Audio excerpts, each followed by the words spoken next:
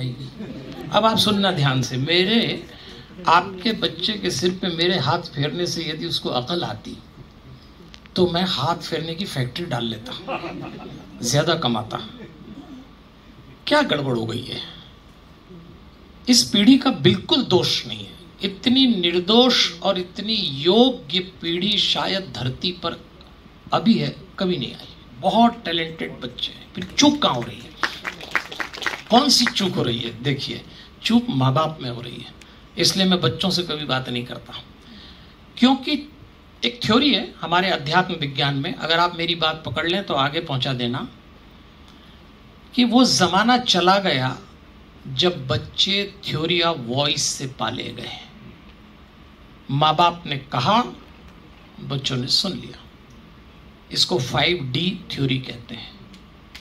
First D था direction based theory, आदेश आधारित सिद्धांत पे 50-60 साल पहले बच्चे पाले गए। फर्स्ट डी, घर में कोई एक दादा, कोई पिता, कोई बड़ा भाई कहता, सब मानते हैं।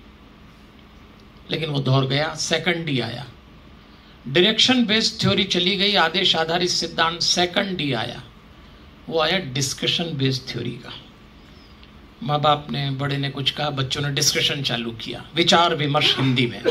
वो दौर भी गया, अब डिस्कशन का दौर भी गया। थर्ड डी आया, और थर्ड डी आया डिबेट बेस्ड थ्योरी।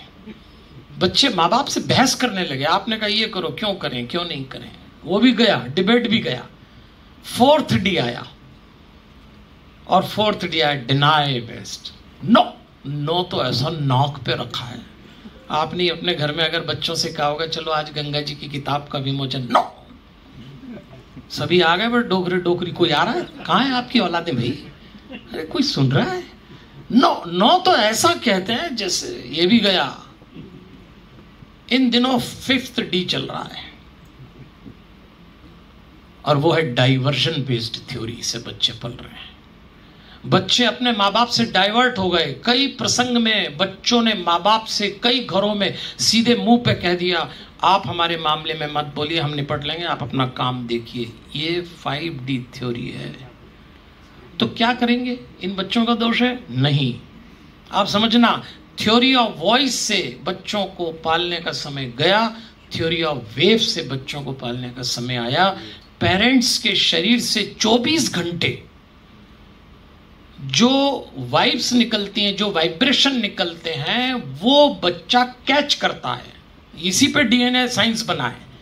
चाहे बच्चा 7 समुंदर पार हो या आपके पास हो, माँ बाप के शरीर से निकलने वाली तरंगें वो बच्चा कैच करता है, चाहे या ना चाहे। और अगर माँ बाप के शरीर से निकलने वाली तरंगें नेगेटिव हैं तो बच्चा जिद्दी है, पॉजिटिव है तो बच्चा आज्ञाकारी है।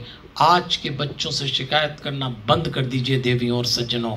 आप अपने वाइब्रेशन पे काम करिए। सारे माँ बाप आशंकाग्रस्त हैं, एक दूसरे के प्रति तनावग्रस्त हैं। माता पिता एक दूसरे से पति पत्नी के रूप में सहमत नहीं है, एक बेचैनी है, और वही बेचैनी आपके बच्चों में उतर रही है।